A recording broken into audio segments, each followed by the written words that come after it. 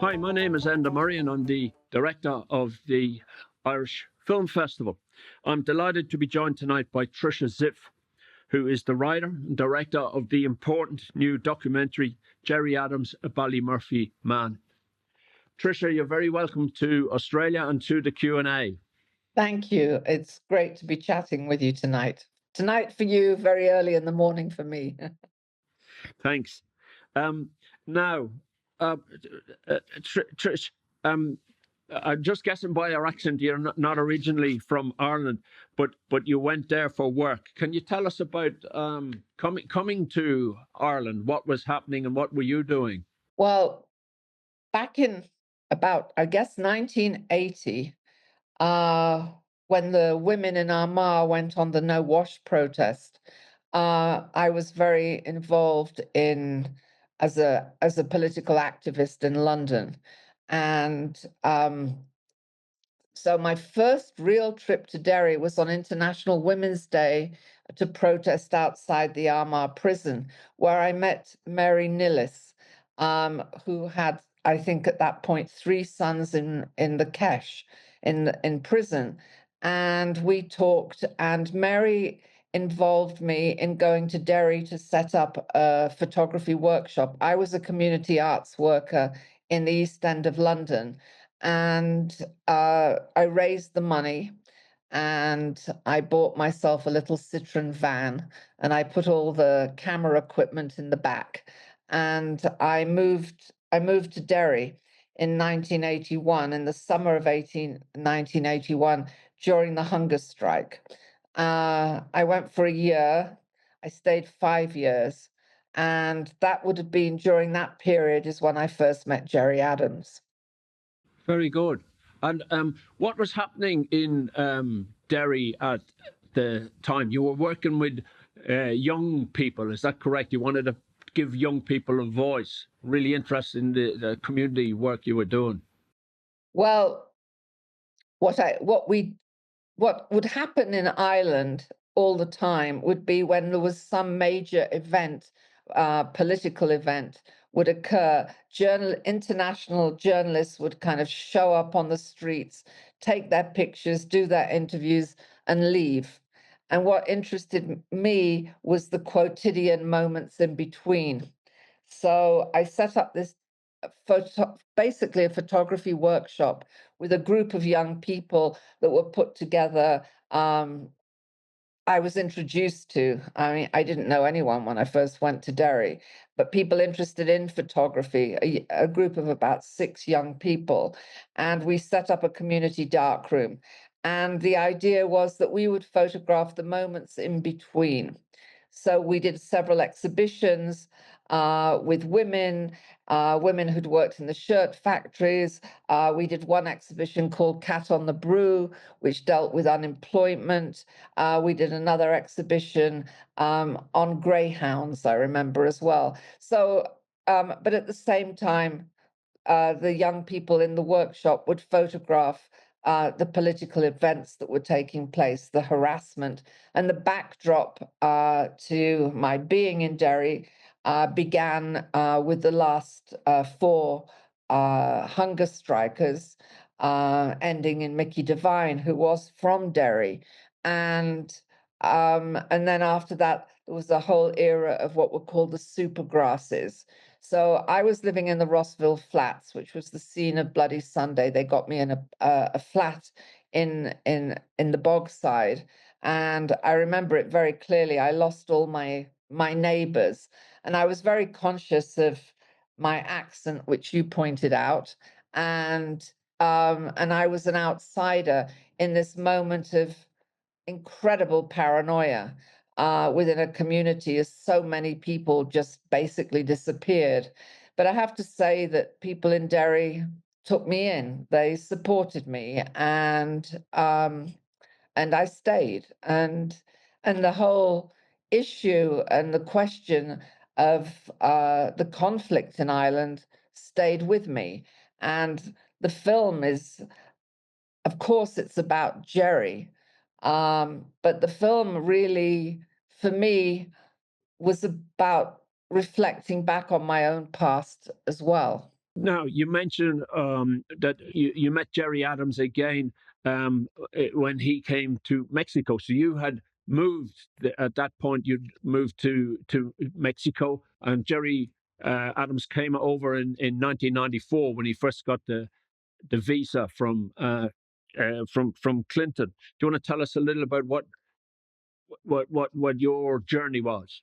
That Well, Gerry got his the visa to go to the United States, and I re-met Gerry in Los Angeles, not in Mexico at that time. And he was very involved in getting support from different people for the behind him for the peace process. So I worked with actress who then lived in LA, Fanula Flanagan, and we put on an event for Gerry at Fanula's, and that would be now 30 years ago. I was pregnant, that's why I remember it, with my son, and um, and I met Gerry again at that point. Yes, and we would continue to meet occasionally over the years. Um, I did a big exhibition. I wasn't a filmmaker at that point. I curated exhibitions, and which is what I had been doing in Derry, teaching photography in a workshop, and then we would do exhibitions as a result of the images that people had taken. And I was doing this very big exhibition in London. It was a touring show of the very famous photograph of Che Guevara by the Cuban photographer Alberto Corda. And we had the show as it toured, went to the Victoria and Albert Museum in London. And Gerry Adams at that point was a member of Parliament and of the British Parliament, even though he wasn't sitting in the Parliament. And so I thought, well, this is interesting for Gerry. I'll invite him to the opening if Casey's in London. So I put Gerry on the invite list to come to the opening, and the Victoria and Albert Museum wrote me a response saying that they'd invited everybody to come to the opening with the exception of Gerry Adams, who was not suitable and welcome at the Victoria and Albert Museum. So here was an email written by a state-funded museum in London refusing access to a democratically elected member of the British Parliament, whether he was sitting or not. So I went to Gerry and I said, look, I want to feed this to The Guardian, to the newspaper in England. And Gerry said to me, look, Trisha, you do that, you'll never get a job as a curator in London again. And I was like, well, I don't think that's necessarily true, but I would like to disclose this. I mean, it for me, it was shocking. And so we did, and it went viral. I don't think very many people reviewed the show, but there were an awful lot of articles about Gerry being excluded from the V&A. And he made wonderful comments saying, well, if Che Guevara was still alive, he'd probably be excluded too. And making people aware of the spoils in the Victoria and Albert Museum came from a history of British colonialism. So he was hardly surprised. And Victoria and Albert's role in the famine. So there would be incidents like that that we would come in contact with. But it wasn't until 2017 where we first discussed the idea of a film. And why were you drawn to Gerry Adams as a documentary subject? I wasn't actually. Um, I was working with a film company in Dublin. By then I was making films, and someone said to me, Trisha, you know Gerry Adams, why don't you ask him to if he'd be in a documentary with you? And I was like, he won't. He's a very, very private man. He's not going to do that. And also making a film about Gerry Adams is a huge responsibility. I wasn't sure I quite wanted that, but the idea was planted in my head. It wasn't my idea. And so it kind of gnawed away at me a little bit. And so I was in touch with him, and I was in London visiting some of my family. By then, I lived in Mexico. I've lived in Mexico for the last 20 years. And I flew over to Dublin to have lunch with him just before Christmas in the Dáil, because by then he was a member, he was a TD, he was a member of the Irish Parliament, no longer the British Parliament. And we had lunch together, and I raised the question, and he said yes. He had his own stipulations. He was very clear that he didn't want me to film anyone in his family, which for a filmmaker is not a great thing. You want to film someone with their kid or their grandchildren or their wife at home in the kitchen, so you can cut away to these very intimate moments. But I respected that, and I said, well, I have my points too. This is my film. I will say what's in or what's out, because I'm the one that will have to take responsibility for it in the end. It's not a PR piece, it's my portrait of you. And he agreed to that. So we began and we started filming, and I began working with Seamus McGarvey, who's a very, very established Irish cinematographer, BAFTA, Oscar nominated, etc., and a lovely man. Seamus is from Armagh, and we'd already known each other, 20 odd years. And so Seamie and I just worked together. I did sound, Seamus shot some of the first material, until we got this small grant that we got in development from Screen Island. And we began working, and then the whole thing was interrupted, of course, by the pandemic. Can you tell me why? What? This is the first time that Gerry Adams has appeared in, such a deep, and far-reaching documentary, detailed. Why? Why do you think that that Gerry has had chosen to agree to a documentary at this point? Gerry was on the point then of retiring as a TD. He was standing down as president of Sinn Féin. And so maybe for him, I can't speak for him, but maybe it was a moment of reflection. Maybe I came to him with the proposal at a specific moment in his life where he could reflect on that. And we ended up working with him after he had retired, after Mary Lou had become the president of Sinn Féin. So we kind of were with Gerry during that transitional period, if you like. What were some of the challenges that you faced in making this documentary? Well, at first we began with the idea it would be Gerry, and then I would go to other voices in the community to talk. So I made a list of different kind of, I guess, categories of people who represented different elements of his history. So one group would have been women who went to visit people in prison, their families in prison.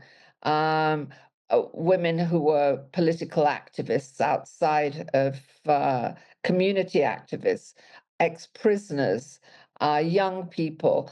And we started doing interviews with different people for the film, and it didn't work. I've got all those interviews and they're great, and one day I should do something with them. But in the end, what became very clear to me was it was the voice of Gerry. Gerry Adams has had a history of being censored, of actors speaking his words to get around the British censorship laws at the time of Thatcher, completely censored on Southern Irish television because of Section 31, the law that didn't allow members of Sinn Féin to speak, whether they were gardeners or politicians, whatever, just a blanket ban. And so I became very aware that actually what was critical was his voice. It's a portrait. The film is a portrait. It doesn't pretend to be anything other than that. it's my portrait of Gerry Adams and his voice accompanied by an immense amount of archive material. That's the simplicity of the film. I was asked by producers who I was working with at the time to include other voices. You know, let's have the other point of view, the neutral point of view, a different point of view. And we stopped working together over that because that's a BBC TV program. You know, you have everybody and you make something that's allegedly balanced. I had absolutely zero interest in doing that. I wanted to, as much as one can with a character like Gerry Adams, get to the soul of this man. And that was a challenge. And to tell his story as much as he was going to share with me. And that was it. And once I'd kind of figured that out and the simplicity of that, the film began to work.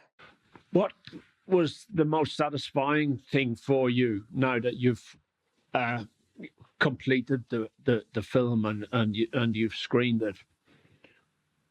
What are you most proud of for the project? I think the film stands together well. I'm proud that it's a Mexican film because it's a Mexican film. I live here, other than Seamus and Ross MacDonald, who was also my producer on the film, who sadly died during the process of the edit. It's everyone who worked on that film is from Mexico. The music is Mexican. The sound design, which is extraordinary. I mean, you have all these still photographs, which are silent images in the film. And my sound designer did an incredible amount of research to make Foleys, to put together the elements of the sound of the time that's authentic. The editor is a Mexican editor making a film about Irish history. The people that gave me the bits and pieces of funding to try and get to the end of the film, because it's a self-funded film. Largely that came from the support of people willing to work on this for nothing in Mexico. So if I'm proud of anything, I think I'm proud to say this film comes out of my adopted country, out of Mexico. Trish, I'd love to talk further, but unfortunately we've reached our 20 minutes. We've run out of time. But thanks a million for your film. I really enjoyed it, and as someone who has followed Gerry Adams' career, I think it's fitting that you've made such a wonderful film of a man who has done so much to bring the troubles in Northern Ireland to an end. So thanks again for your making of the film, and thanks for giving us the time for the Q&A. It's fantastic to chat to you all the way over there in Mexico. Thanks a million. Well, thank you. I'm really thrilled to be a part of this festival. It's an important festival. We really wanted this film to be seen in Australia. There are large communities of people who identify as being Irish or a history of being Irish within their families that I hope will see the film. And thank you and the Irish Film Festival for making this happen. I'm very excited, as is Gerry, that the film is being shown in different cities throughout the country. Thanks a million, Trish. Slán agus Bannacht.